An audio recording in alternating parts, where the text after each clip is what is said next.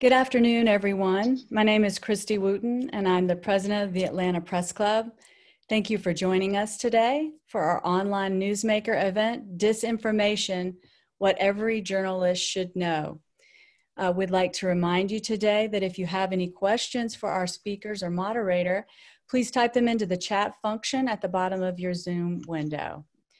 Thank you for supporting the work of the Atlanta Press Club by joining this webinar today. Please visit atlantapressclub.org for our upcoming events, including a link to register for tomorrow's Loudermilk Young series. It's an online conversation about voting rights and voter protection in Georgia. This is going to be a great one, and you should please attend. On our site, you may also choose to sponsor an event, join as a member, or donate to the club. So we're just about ready to get started with our event today. I wanted to just give a little overview about the topic. Disinformation, as you know, has been at the forefront of this week's news cycle. Not only this week's news cycle, but this year's news cycle, and in fact, for the past 5 or 6 or 7 or more years. But especially this weekend, there was a New York Times Magazine feature about disinformation. There was also a Harvard study that was just released called Mail-in Voter Fraud, Anatomy of a Disinformation Campaign. So the word disinformation is in a lot of headlines, it's everywhere. Many readers and many journalists sometimes don't know which sources to count on, either for the stories we're writing or for the stories we're reading. So finding trustworthy sources is an important part of a journalist's job, and that's one of the things we're going to be talking about today. And of course, today's guest, Brian Stelter, is here to give his analysis of the media landscape and take your questions about ways to avoid disinformation. So please sure to go ahead and enter those questions now at the top of the hour to get those in for Brian as we begin the interview, so that we can have those. In the Q&A function, you just enter it in, and that way we can read it and get it in our queue. So one of the things I wanted to start with is just some of the topics we'll be talking about. It's great that we have Brian for the whole hour with us today.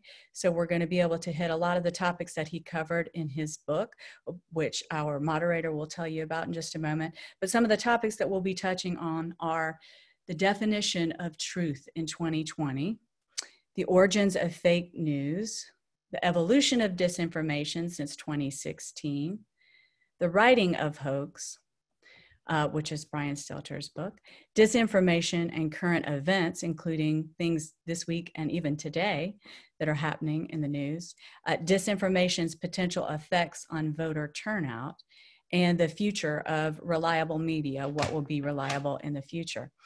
We are having a little bit of technical difficulty with Brian. I think he's coming on right now. So we will have him in just a moment. But first, let me go ahead and introduce our moderator today. She is Tia Mitchell. She's the Washington correspondent for the Atlanta Journal-Constitution. She's AJC's Washington correspondent, and in this role, she writes about Georgia's congressional delegation, campaigns, elections, and the impacts that decisions made in DC have on residents in Georgia. Before that, she served as the AJC's DeKalb County reporter. She also serves as the chair of the political task force for the National Association of Black Journalists. Please welcome Tia, who will introduce our speaker today.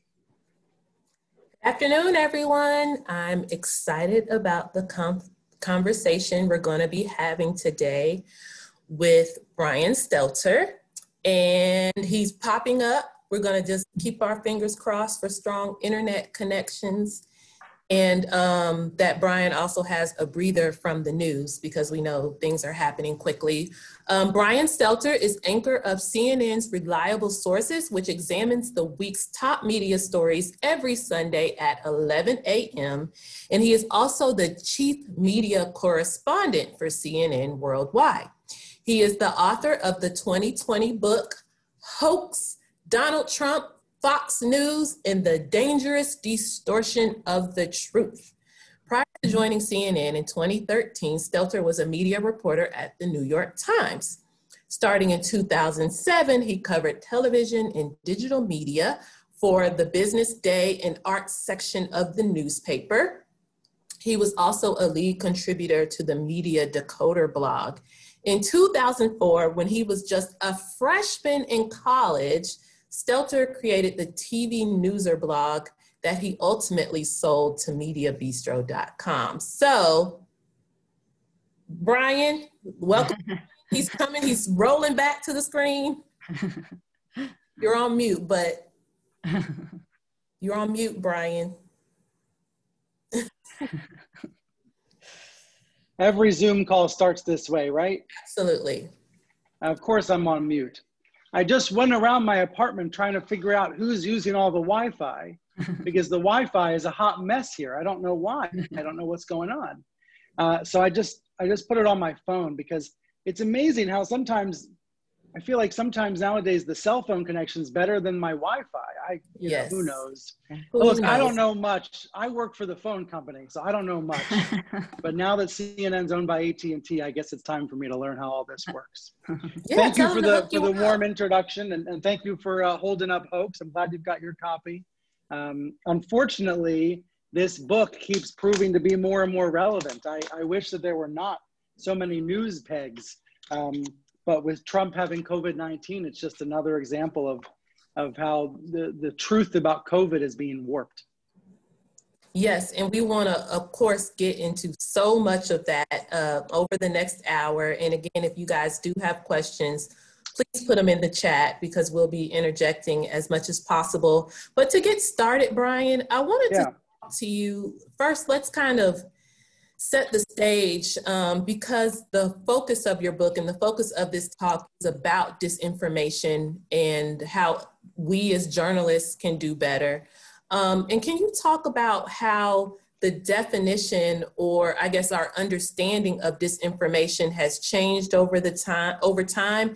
And why do you think the current media landscape is so full of disinformation and misinformation? Yeah, I think 4 years ago, as the Trump-Clinton campaign was drawing to a close, we were talking about this very one-dimensionally. We were talking about the problem of fake news. And back then, when we said fake news, we meant actually made-up stories designed to deceive people that were spreading virally on social media. Now, President Trump took the term fake news, he hijacked it, he redefined it. And now fake news doesn't really always mean what it should mean. But that issue of actually made up stories designed to deceive people is very real. But it's not one-dimensional anymore. There are so many dimensions. There are different flavors of this problem, different dimensions of it. And so I think we should hone in on the term disinformation and explain why that's unique. You know, it's not, I would start with something different, which is misinformation. Misinformation can be accidental. You know, it can be something as small as a typo even, but, you know, it can be a mistake, a genuine mistake made in the course of reporting. Disinformation is something different. Disinformation is intentional. Disinformation is malicious. Disinformation is causing harm. And I think we should be really careful to distinguish between those because some of what exists in the media world is misinformation. It's a problem, but it's a mistake. Disinformation is different. Disinformation is ugly and dark, and so and then there's something else on top of that, malinformation. But let's focus on disinformation for a moment. And you know, where does it come from? What is it? It has many different kinds of flavors or shades. There can be hyper partisan websites that don't care about the truth, that are putting up whatever garbage they see. There can be propaganda producers who are doing it for profit or for state propaganda reasons. It can be homegrown, it can be foreign, you know, there's all these different flavors of disinformation out there. And then of course, some of it is political, some of it is just business to try to move the stock markets. It exists in many ways. So you started out to write a book, it seems, about disinformation and focusing on Fox News, but can you talk about the original mission of the book and how did that mission evolve during the coronavirus pandemic? Because it seems like the book turned out a little bit differently than you envisioned because you did have this pandemic to frame around. Right, yeah, definitely. This book was not going to be called Hoax at first. It was going to be called Wingmen. It was going to be about Trump and Fox, and how Trump has a lot of wingmen at Fox who are supporting him. And then the pandemic upended all of our lives. And Trump used the word hoax to complain about Democrats, and Sean Hannity used the word hoax to complain about Democrats taking the virus too seriously. They were mad about it being politicized. Unfortunately, Trump and Hannity were viewing it as politics, not a medical crisis. They were viewing it as a political battle. So they used the word hoax. That was really damaging. And even today, we still hear about people who think the virus is a hoax, which is really sad because they've been poisoned by disinformation. And we can talk about how to solve that. But let me talk about disinformation and Fox and try to be upfront about it, right? Fox is many things in one. Fox News is this extraordinary business story, this amazing profit machine, $2 billion in profits this year. It's an American success story. Fox is also a news operation with journalists who are trying their best to report the news in a tough environment. And then it's also a community. It's a community center. They have, it's kind of almost like an organizing force in the Republican Party. And then it is also this political operation and this propaganda arm for the president. And the propaganda shows are a lot more popular than the news shows. And that's where we get into disinformation, right? Obviously, there are a lot of journalists at Fox who have nothing to do with the propaganda on the network, who have nothing to do with disinformation. But then there are times when Fox is absolutely promoting disinformation. The worst example being in May 2017, when things were looking so ugly for Trump. He said, "This is the end of my presidency," when Robert Mueller was appointed. It actually wasn't the end of his presidency because he had his friends at Fox, but I digress. Sean Hannity came out with a story that month, this crazy story that said that maybe Seth Rich was actually the leaker to WikiLeaks. He was this dead DNC staffer killed in Washington in July of 2016. And Fox, Hannity really, and Fox and Friends, but mostly Hannity, came out with this other narrative to say, it's not the Russians' fault. The Russians didn't hack. It was this kid, Seth Rich. Now that was disinformation. That was disinformation produced for a political purpose. It originated with a Russian propaganda campaign and made its way over to Fox. And so that's why I try to start our conversation by saying Fox is many things. And there are things about Fox I really admire. But then there's also this element of Fox that is trying to serve Trump at all costs that does veer into disinformation sometimes. And we're going to get into this, you know, in bits and pieces, but I want to, even now as we're getting started, what are some of the things that the journalists, people like me watching today, trying to work in this climate, what do you hope the book teaches us about how to do our job under this climate where there is disinformation, not just necessarily Fox News and Trump, but it's being duplicated at all levels of government? Right.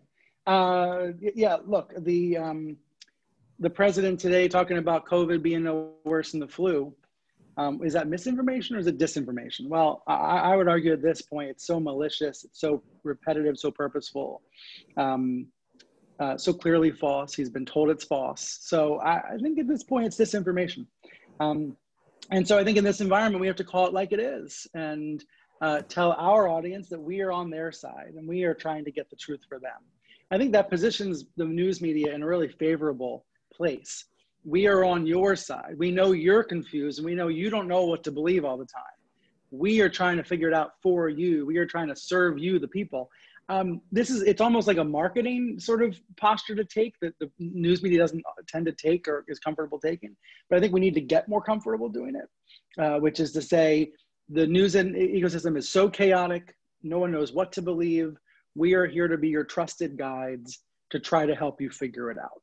And I know I don't always do a great job of this either, but it's something I want to try to do a better job of, to be a curator or a guide through a crazy ecosystem of information.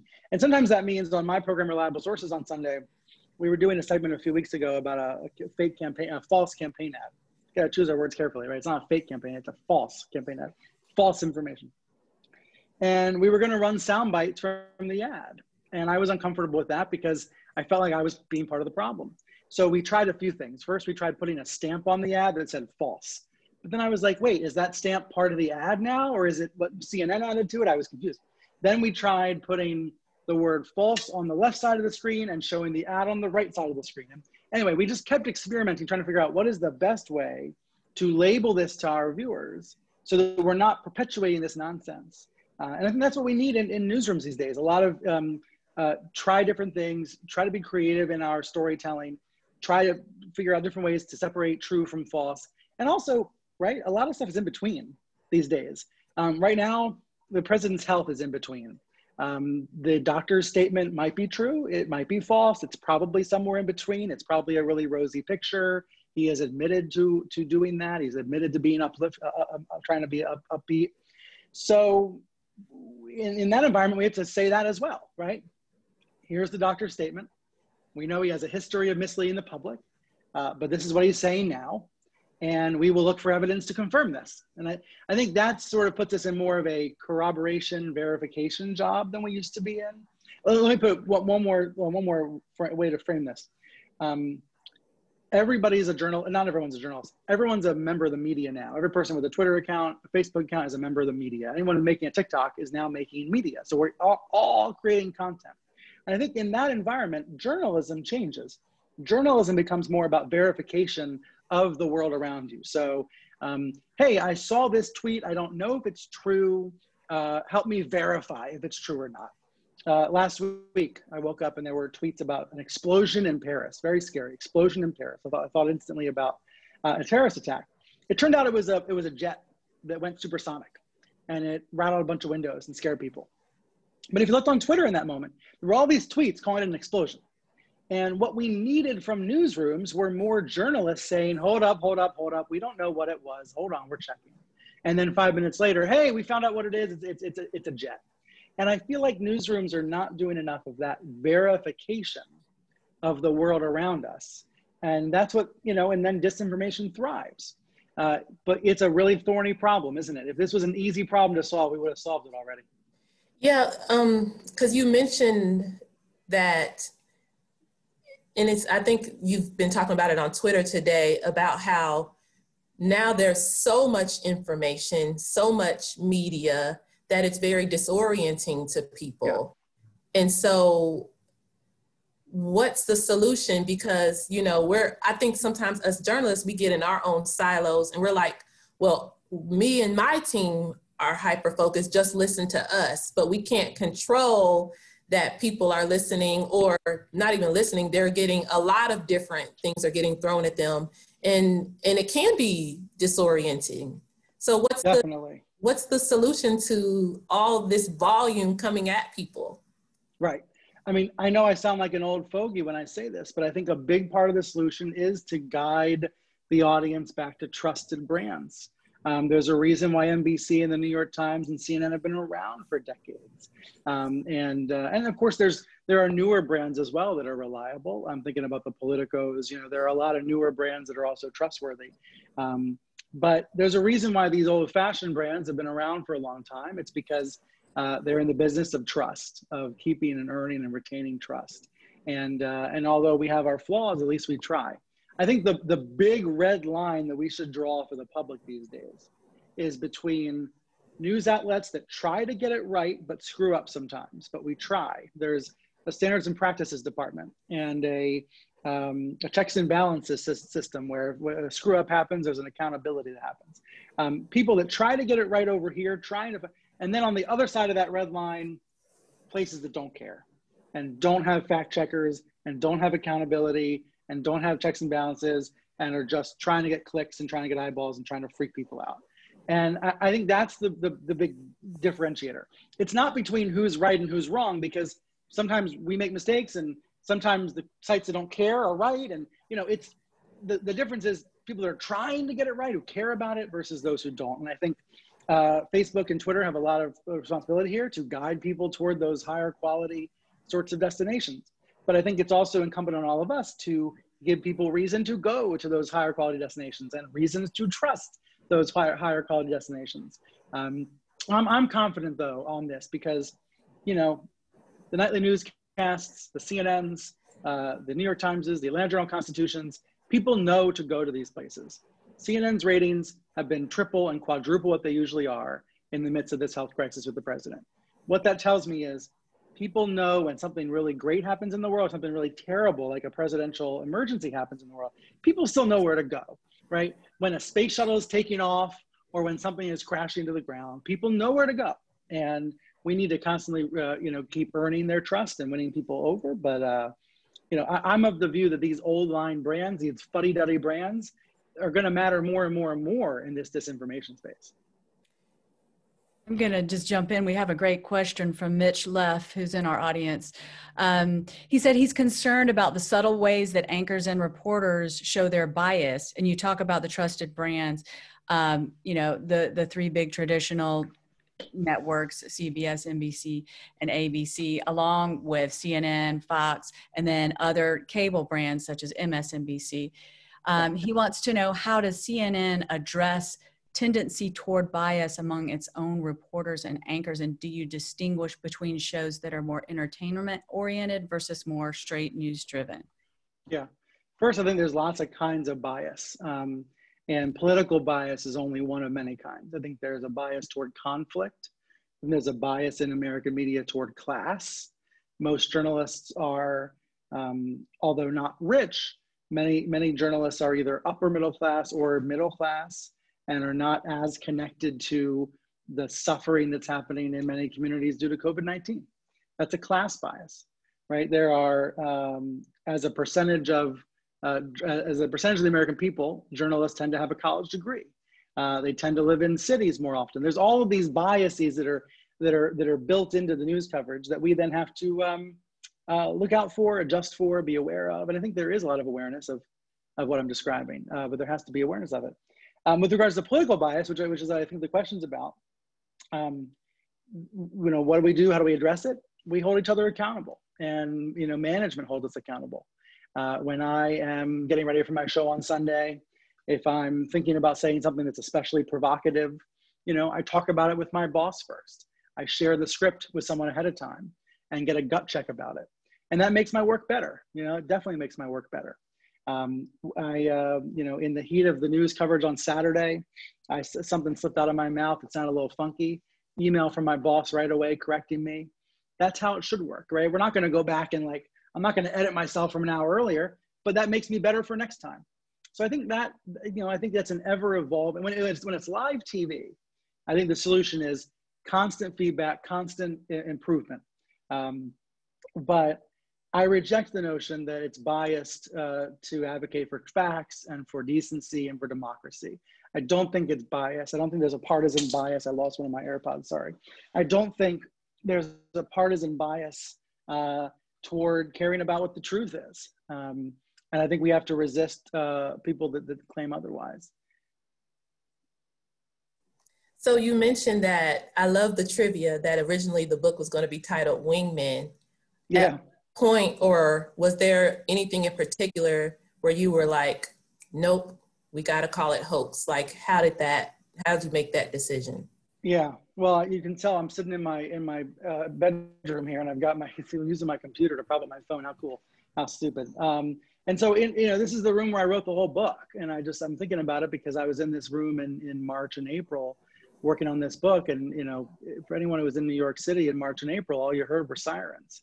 The pandemic, hit everybody in different ways, some much worse than others. And it was my editor's idea in early April to say, Hoax, this book is Hoax now. It was her idea to say, this is about the president's rhetoric, the president's language, Fox's language about the virus. And so we rewrote the beginning of the book. We rewrote the end of the book to focus on Fox and Trump's handling of the virus. I always think it's important to say, there's a lot of blame to go around for how screwed up this has been. Mayors and governors, and there's a lot of blame to go around. But Fox had the biggest platform on cable, and the president had the biggest megaphone in the country. So his choices mattered enormously. And don't take it from me. In the book, I quote from Americans across the country who wrote to the FCC to say, man, my dad loves Sean Hannity. My dad believes every word Sean says. He's putting my dad in danger.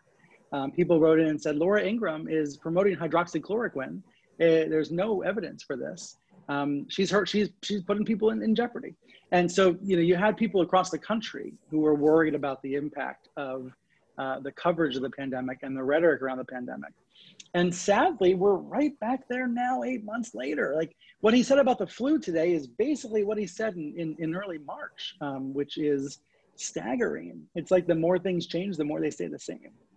So that brings up, okay, two kind of questions I have. First, you know, in the book, it struck me, because hindsight, of course, is 2020. So early in the book, it's like page 4, and you're quoting the president from March, and he's Right. saying, you know, it's not going to be that bad. And then more recently, yes, take us on a journey. No, I'm sorry. Okay, as long as you can still hear us. Did we lose him? I hear you and I see you. Okay, great. On my dang phone if I don't have to be. No problem. But So you're right. what I was saying was, yeah, so in March, he was downplaying it, but then we find out that Bob Woodward has tapes from February and March where he to Bob Woodward in one-on-one conversations, he's acknowledging, it appears, that it is a more serious thing and that he's downplaying it on purpose. What did you make of those Woodward tapes? And if that were you with those tapes, would you have released them in real time to contradict some of those statements in real time? Or did you agree that it was, you know, there was a lot of debate on the Woodward tapes and whether they should have been reported on in real time? What were your right? And Woodward's main excuse or justification is that he didn't know in February if Trump was telling the truth or not, and didn't know until May or June. I get it. As someone who just wrote a book, I get the desire to get it out as fast as you can, and being frustrated that it takes a couple months to print the copies. I think if he had waited until after the election, it would be a more disturbing choice, but he never would have done that. But I guess I defer to the doctors, like Dr. Seema Yasmin of CNN, who has said there's 200,000 people who can't challenge or question Woodward's choice, right? And it's like, so it's a great unknown. It's one of many unknowns of the pandemic. If those quotes had been published earlier, would anyone have paid attention? Would anyone have changed their mind? I think it's ultimately an unknown. And my instinct, my gut reaction is that this country is so broken in some ways, so polarized, that battle lines were drawn, tribes chose their positions, that maybe it wouldn't have changed anyone's mind. But I guess we'll never know is the unfortunate answer. I think, by the way, I think Rage is a great companion to Hoax, because Rage is the White House point of view, and I have more of the Fox point of view. And I think together he tells the same story, which is this minimizing of the pandemic, this viewing it as political when it wasn't political. And it's a story that's gone on like for months now, of course, with regards to the coverage of the virus. I think the question for all of us in journalism is, will you be proud in 10 or 20 years of the way you covered the Trump administration? And I think many people will be very proud. And I think there's some people at Fox who might not be so proud, who might think that they covered up the news instead of covering the news. That brings me to another point that you've kind of touched on, which is the definition of truth and how our political climate is so polarized that even the truth is disputed. How do we navigate that as journalists and especially I've struggled with that as well as a journalist, when both sides can't agree to the facts. And I remember making that observation before President Trump was elected, or maybe during that campaign season. You could already see that was bubbling up as a problem in politics. So right, definitely. What is the solution to that, and what can journalists do about that? There is no, as you know, there's no one single answer. I think it's about hundreds of little steps in the right direction. And yes, there are steps backward at the same time. But, you know, in my experience, most people are reasonable, and most people do want to know what is reliable and is accurate. There's always going to be folks who prefer to buy into a Fantasyland narrative or a fantasy story instead. Look at all the conspiracy theories right now, left-wing conspiracy theories, saying Trump was never sick. Give me a break. You know, rule number one of conspiracy theories is, would hundreds of people be able to keep a secret? Would hundreds of people be able to pretend like he was at the hospital when he wasn't? Like, come on. Common sense is what usually deflates conspiracy theories. But I understand that some people are always going to want to buy into a conspiracy view of the world and not a realistic view. Most people, though, I think, just want to get to what is true and what matters to their families and what matters to their pocketbook.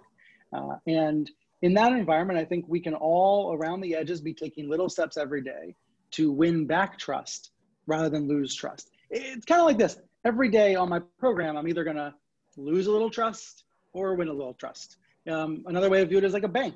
You make deposits, you make withdrawals. If I have a program that's really strong and hopefully helpful to the audience, hopefully I made a deposit of trust. And if I ever screw up again, which I'm sure I will, probably tomorrow, I'll make a mistake, I'll have to dig a withdrawal from the bank. Like, I think that's where we are. I think that's the way I see this dynamic. Certainly Trump is expensive in this way. And there's sorts of jokes we can make about debt in this conversation. But I think it's all those little steps every day that help the news industry. And by the way, I understand that there are concerns about trust in media, but everybody trusts some form of media, right? Like some people trust Fox, others trust CNN. But this whole notion that the media is not trusted is baloney. The different forms of media are trusted by different people. And when there is a tornado warning in your town, you do trust your local meteorologist. Like, the thing about trust in media is we always talk about it through the political lens, but there's a business lens, there's a weather lens, there's a hurricane going to be in the Gulf in 2 days. And yes, I will trust the meteorologists who tell me about it. So I think that's just it's just a good gut check, a good reminder about the role of the media in our lives. It's so much bigger than politics. And one way I think we win back trust is by getting away from the political conversation and focusing on what else we do to serve people. Just one quick example. If you all haven't seen Kyung La from CNN, she's been doing all these series of reports about people being evicted because of the pandemic, people going hungry. She had another piece on the morning show today. You can find it on CNN.com about a family in LA that's having a hard time keeping the 3-year-old fed. That is what wins trust in journalism, telling their stories. Yeah, I was going to say, we've got so many questions in the Q&A and the chat. Okay, I'll give some of those. Sorry. Yeah, no, this is great. But we do have one. So we have one from Rodney Ho, who's also a journalist at the Atlanta Journal-Constitution. And he wants to know, since you know, we all have your show, Reliable Sources, covers so many forms of media, and you talk about stories from the week, but what are your personal flipping habits? Which channels are you most flipping between when you are checking out the landscape besides what's going on at CNN beside you? What are your, and did that change over the course of writing about Fox so much for the book? Right. I did watch a ton of Fox. My wife didn't really like it. She always would tell me to turn the channel, but I would always tell her I was working. And there's a lot, you know, there are things I appreciate about Fox's production, by the way. You know, they're great television producers, just from a TV point of view. They fill the screen, they know what to put in the banners. Again, I think a lot of it is misleading. I think the president's misled by it. The biggest problem with Fox right now is they always assume the president's telling the truth. And, you know, fool you once, shame on you. Fool you twice, shame on me. Fool you 20,000 times, shame on all of us. But there's a lot of things I appreciate about Fox. So I do watch a lot of Fox, but I have CNN on, usually on mute all day long.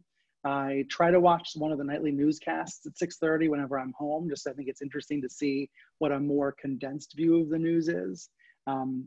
I subscribe to LA Times because I want more of a Western view of American coverage of America.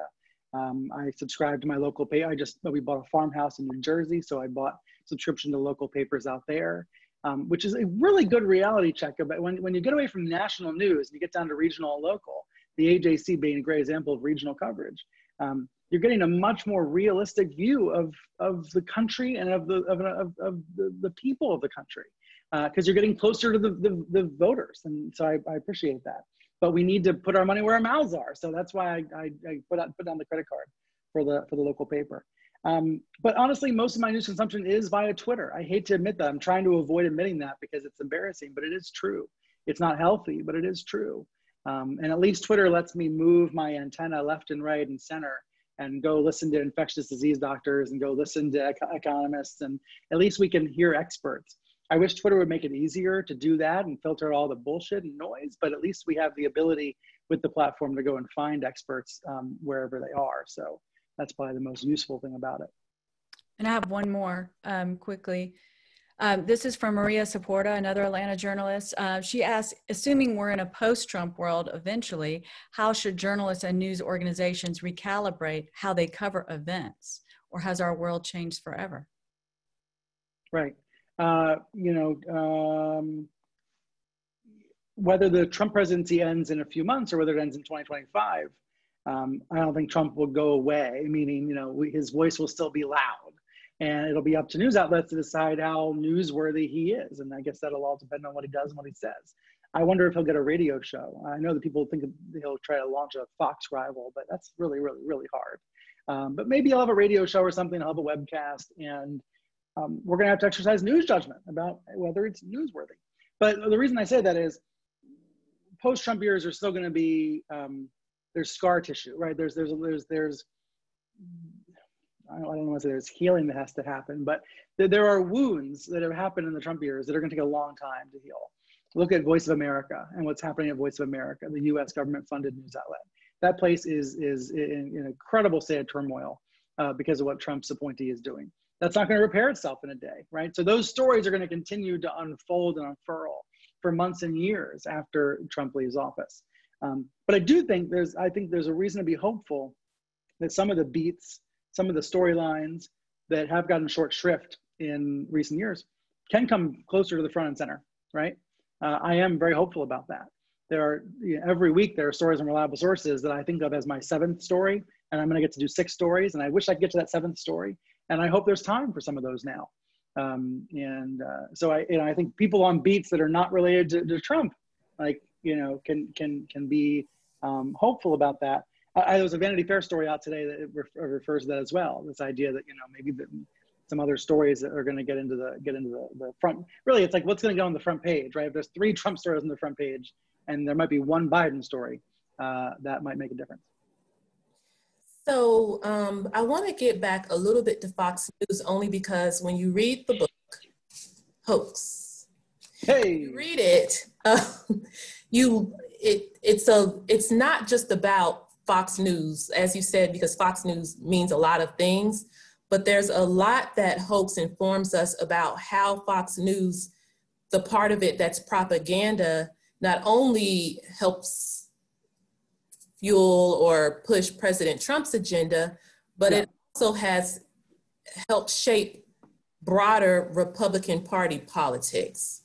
Totally. White identity politics. And I think that the media, you talked about the media's shortcomings and not treating white identity politics the same way it treats other types of identity politics is something that I think is a lesson that we're starting to learn and do better with. But can you talk about that, just about Fox News as a channel, but also how it's shaped Republican Party politics, particularly when it comes to like those white conservative evangelical voters that are their main base? Yeah, I'm just pulling up a quote from the book while I listen. It does shape Republican Party politics. It also shapes politics writ large, including Democrats reacting to what's going on Fox. And it shapes news coverage writ large. And I think the best example of that is in 2018, when the Fox-Trump GOP midterm narrative was set on October 15th. The narrative was caravan, southern border, caravan, invasion, invasion, invasion. They said it over and over again, I word. That started on Fox, basically, got to Trump. Trump then, screamed it loud and clear. Every Republican Party politician heard it. Senators ran their midterm campaigns on it.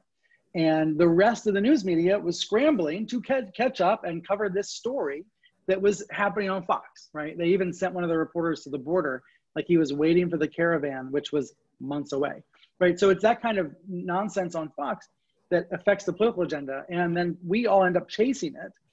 And I think afterwards, after Election Day, a number of journalists admitted to me they had some regrets about all that caravan chatter that was, it's not that it was a made up story. It's that it was a small story happening hundreds of miles away That was not the biggest priority should not have been the biggest priority. So Barack Obama said in a speech afterwards that every 2 years, there's one of these narratives. There's death panel narrative, there's an Ebola narrative. Every 2 years, he says, right around the midterms, right around an election, there's this fear, there's this scary story being told by Fox and Republicans. And if you just, objectively view it, you could say that he has a point. If you think about what the narratives have been every 2 years. Hillary Clinton's secretly sick was the 2016 narrative, which is ironic right now. And so I think to reflect on that as a journalist, I'm thinking to myself, am I being part of the problem? Am I avoiding being part of the problem? Am I telling people the whole truth of the story? Am I maybe giving people the tools to see how these narratives are created? And that's partly how I view my job as a media reporter these days. We are in this information war. That's the one thing Alex Jones is right about. There is an information war. Information is weaponized and used against politicians and companies and all that. And we can be part of that and unfortunately just like contribute to it, or we can help get to what the actual truth is of it. And what did you think about recently there was a judge that ruled in Fox News's favor. I won't go through the whole thing, but it's about one of the adult entertainment workers who is embroiled in a controversy with President Trump. She sued Fox News because Right. she didn't like the way Tucker Carlson spoke about her on air. And Fox News's defense was, he's not to be taken seriously. He's just talking. It's just entertainment, not truthful. And everyone knows it. And the judge sided with them. And I know, people are not everyone's happy with that judge's ruling, but it is what it is. What does that say that Fox successfully argued in court that Yes. Carlson's on-air comments are exaggerations, and they believe that the audience doesn't believe it? Knows that, yeah. Hyperbole, non-literal comments, exaggerations. That was the Fox legal defense, and it worked. I'm of two minds about this case, to be really honest with you. The first thing that comes to mind, and I'm thinking about CNN's lawyers in Atlanta, is that news outlets are coming up against a lot of lawsuits right now.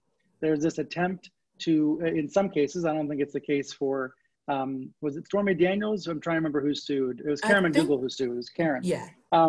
I don't know if it was this case in the McDougal matter, but there is this increasing effort to file lawsuits to chill speech, to intimidate news outlets. And a lot of these lawsuits are total nonsense and never have a chance in court, but just filing the papers creates this mess and a lot of paperwork and a lot of legal fees and it's chilling for journalism, and it's happening all over the place, especially with right-wing lawyers filing suit. So that's a problem, and that's a challenge for news outlets. At the same time, if you're Karen McDougal, what other outlet do you have to be heard other than through the courts? What other choice do you have other than to try to sue? So from that perspective, you can see why, if you feel you've been defamed by Tucker Carlson, why you would try to sue. And I think the defense that it's non-literal, he's exaggerating, it's pretty cynical on the part of Fox's lawyers. It's logical, it's a logical argument, but it's pretty cynical. Tucker's whole shtick is us versus them, us versus the world. He always uses the word they in this menacing, evil way. They are out to get you, the elites. They are out to hurt you. They are burning down the cities. It's nutty stuff. It's so unhinged from the truth. I'm here in New York. We've got our challenges, but the city's not burning down. The city's not a hellhole. We're gonna, we got some problems. We're working on them. But he talks about my city like it's a disaster area. And I sometimes wish they would just put up the live shot of Midtown to try to prove him wrong in real time. His viewers are not all in on his shtick. I know that for a fact. Like I talk to enough Fox fans to know people take him very literally. Not everybody, not all the time, but enough people take him literally that it's a problem. And this is where in Hoax, I get back to the idea of a lack of leadership. There's a lack of accountability at Fox for these big stars. There's not somebody who looks around and says, Tucker, what you're saying is illogical. What you're saying bears no basis in reality. It's one thing for you to exaggerate, but you're off the deep end. There's nobody saying that to him. There's nobody with that power, it seems. There's no one willing to use that power. And that is a big part of the problem. Like, I don't know about you, Tia, but every once in a while, I made over the summer, for example, last summer, I made a big mistake in my newsletter. And I have a nightly newsletter. I made a big mistake. I wrote a correction. I had one of those like awkward calls you have to have with your boss every once in a while, where you talk about what went wrong and why did it happen. And, you know, everything's okay at the end of the day, but you have to have that awkward call to remember, like, our entire brand is about trust. Do not screw it up. Be careful. You know, those calls are really important. They're part of like the basics of journalism. And my impression from reporting this book out is they don't happen at Fox. There's not that back and forth between employee and manager at Fox. Well, there certainly is on the lower level with the producers, but not with the talent. And I think that's part of the problem. I think viewers deserve better, you know, and that's one of, I think, my takeaways after writing this book. Fox doesn't have to be this way. Like, Sean Hannity's on there claiming journalism is dead, which is a crazy lie, because he's, you know, of course, journalism is alive and well and thriving, but he comes up with these ridiculous rhetorical claims. It doesn't have to be that way. He could take a different tone. He could be persuaded by his bosses to take a different tone. Here's my fear, though. My fear is that the audience wants that radical rhetoric. The audience wants that extreme kind of commentary. That's what they seem to want, according to the ratings. And that's a problem much deeper than Fox, much deeper than CNN, much deeper than Donald Trump. Like, that's a problem about American alienation and why people don't think they can believe anything they read ever. And that's something that's going to, I know that's going to last long past the Trump years, whenever the Trump years end. And I'm hoping your next book gets to that, because that is something we're going to be grappling with. And yes, it's the foundation, right? It's the foundation of the whole house that's crumbling. Yeah, yeah. So we do, it's a few minutes, it's about 12 minutes before 3. So we want to get to a couple audience questions, and then we'll let Tia have the last word. I have a good question from Candace Presley. She wants to know, are networks guilty of giving the president too much free airtime? In other words, covering news that may not really be news, but a rehash of a news, rehash. Especially recently with his return to the White House yesterday. And what is the solution to this? You have to cover the president of the United States. So what is the solution about balancing that with maybe other important stories that would normally maybe get airtime if there wasn't something happening at the White House that moment? Yeah. There's not a great answer to this question. I mean, this is something I was a part of yesterday. I was on with Wolf when the chopper was flying back to the White House. And I was trying to say all the right things. I was trying to say this is performative. This is a television stunt. He's trying to produce his show and be the star of his show. I was trying to put it in the right context. But obviously the pictures outweigh the words. They outweigh what people are saying. I think I will always believe that the CNNs of the world have to show these events live. They are news-making events. They involve the leader of the free world. But I thought it was notable that later in the evening, Anderson Cooper and Chris Cuomo said they would not air Trump's propaganda video that he taped inside the White House. He would not air, they would not air that video, which is notable. That's a choice, like that's an editorial choice. And I also thought it was notable that after the 2016 election, CNN President Jeff Zucker said, we aired too many of those rallies live, too many rallies, unedited, in full, no context. He said that was a mistake and it wouldn't happen again. And I think that's a notable acknowledgement as well, to do some soul searching about the past. What I think is important to note, though, is Trump sucks up all the oxygen. It's the biggest story in the world. We can't get his name out of our mouths. And yet, most Americans in polls don't trust him. Most Americans in polls don't like him. Most Americans don't believe him. So even though he has all this attention and that it's all this oxygen, it hasn't actually benefited him politically. If the election's held today, he loses. So I think it's important to also remember, even though the news media does have a role and does have an influence, and the president does suck up all this attention, that doesn't necessarily benefit him. And what I take away from the polling showing he's not trusted is the fact checks are heard. Most people do have an objective view of the situation. They do bring critical thinking skills to this crisis, and they do judge for themselves what to believe and what is true. So I just always think that's important to say, right? Because it didn't have to go this way. It may have gone very differently. I remember in February 2017 when Trump first called us the enemy of the people. Well, this could get very bad very quickly, and it didn't, right? I mean, it did in some ways. It's been bombs and things, but I don't want to downplay that. But most Americans see through it. I guess that's what I'm trying to say. Most Americans see through the fake news rhetoric. They may have their own concerns about the press, and that's worthwhile, but they see through that nonsense. And that's important to recognize in 2020 at the end of a 4-year term. Yeah. And what struck me, I can't remember which social media platform I saw it on, that Pete Souza, Obama's photographer, lamented that he misses the days where the biggest news story was that Bo the dog got away from his walker, got away from the walker, and that was a big story in Washington that day. So gone are those days. One final question here. This is JD Capilouto, also a journalist here in Atlanta. He says, Brian, do you have any tips for journalists interviewing people when you know they are misleading or spreading disinformation at that moment as they're answering you? How do you respectfully call them out instead of engaging them in an argument? Is there a way to do that? I think if it's on live television, that's one thing. I think if it's not live being broadcast, it's another thing. I think if it's live being broadcast on TV, radio, or the web, at some point you've got to end that interview. There's only so many times you can say you're wrong and I'm right and you're wrong and I'm right before it loses value and actually actively hurts and hurts the audience instead of helping. If it's not live, it's not for broadcast, I think what we should be doing is asking for evidence, asking for concrete proof, asking for leads, asking for links, asking for anything to back up the claims. And then, when possible, as respectfully as possible, try to go deeper with the person and figure out what the agenda is and what motivates them to be selling BS, selling garbage. Because that's some of the best journalism I'm seeing right now. It's when we can peel a layer back and try to figure out what the agenda is, what the motive is. Is it profit? Is it propaganda? Is it political? Is something else? I know a lot of people have different, I'm trying to edit myself. I'm not sure I should say this, but I'll just say it because we're among friends here. Like, lots of people engage in conspiracy thinking. It's part of America. It's part of our history.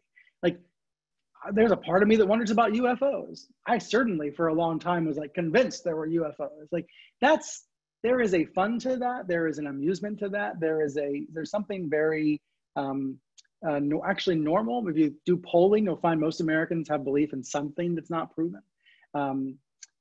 But that's different than using it to advance a political agenda and cause chaos and claim there's widespread voter fraud and all of that. But I think the reason I bring up UFOs as a kind of a fun example is, what is that belief really about? It's about a world greater than us, right? What is that belief really supposing? Where does it come from? Who supports it? Like, I think those are really interesting stories. I think as much as we talk about Trump and conspiracy theories, let's go deeper and figure out what are the roots of it. What causes that desire for simple explanations to complicated problems? I know we're drifting into the world of psychology there at that point, but I think those stories are like more interesting than sometimes just the plain fact checks about voter fraud, for example. And now you're muted. Now you're both it's muted. Impossible to do. Oh, there we go. There you They're are. going to have to like surgically implant like a unmute button somewhere on our body so we learn how to do it. I apologize. Tia, you'll get the final question for today. So thanks.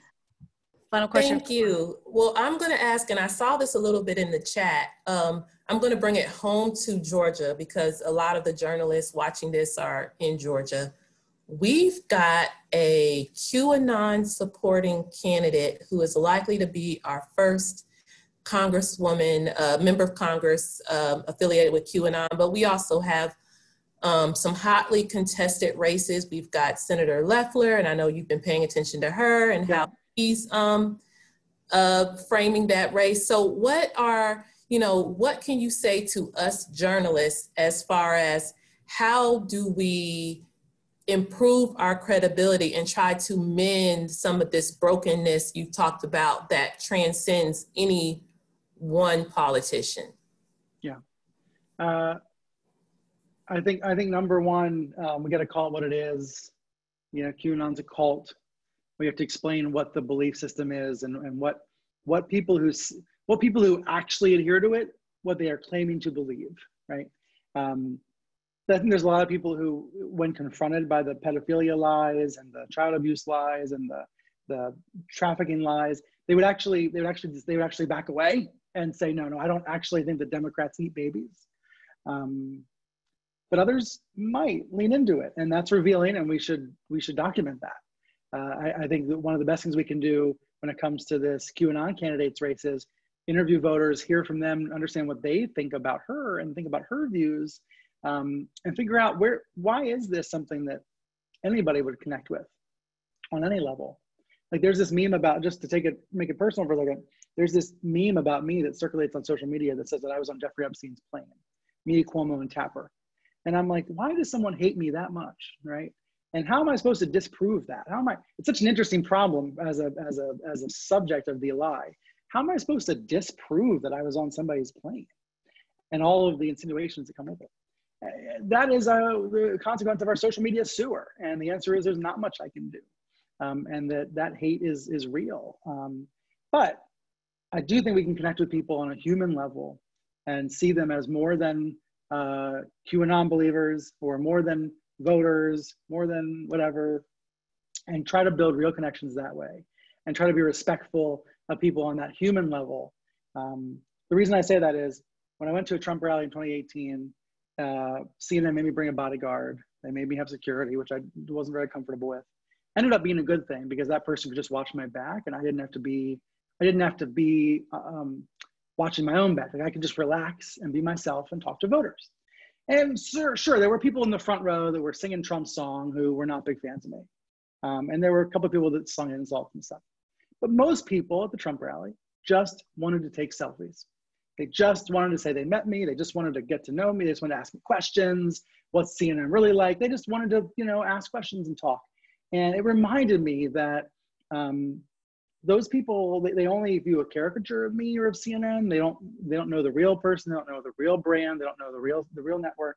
And I'd like to believe that even some people who fall into these cult-like conspiracy theories can be drawn out. Not everybody can be, but some can be drawn out back to reality through respect and understanding. Maybe that's too optimistic. Maybe that's too bullish. But it's what I insist on having to take that view. It's otherwise too dark out there and too gloomy, and I don't want to live in that world. I want to live in the world that I think exists, which is that most people are well-meaning, most people are well-intended, most people want to get to the truth and just need a little help getting there and a little help navigating. And I believe that those helpers outweigh the hurt. That's my view of the news world these days. Perfect. That's a nice. Let me mention, by the way, sorry, before we go, let me just mention my email. There's some other questions I didn't get to. So my email is bstelter@gmail.com. I'm happy to connect anytime. Perfect. Great. Hope everybody heard that, bstelter@gmail.com if you want to ask some more questions. But thanks, everybody. Thanks for viewing this Newsmaker event today. Thank you for supporting the work of the Atlanta Press Club. We thank Tia Mitchell for moderating. She is the AJ. Thank you, Tia. Washington correspondent. And a special thanks, of course, to Brian Stelter, anchor of CNN's Reliable Sources. Thank you both for participating today. And for our audience, please note that this event will be available to view later online on YouTube. Also, don't forget to register for tomorrow's Louder Milk Young series online conversation about voting rights and voter protection in Georgia. If you want to learn more about the Atlanta Press Club, see our events, sponsor them, or join in as a member, visit us at atlantapressclub.org. Thank you again for joining us, everybody. Thank you. Bye-bye.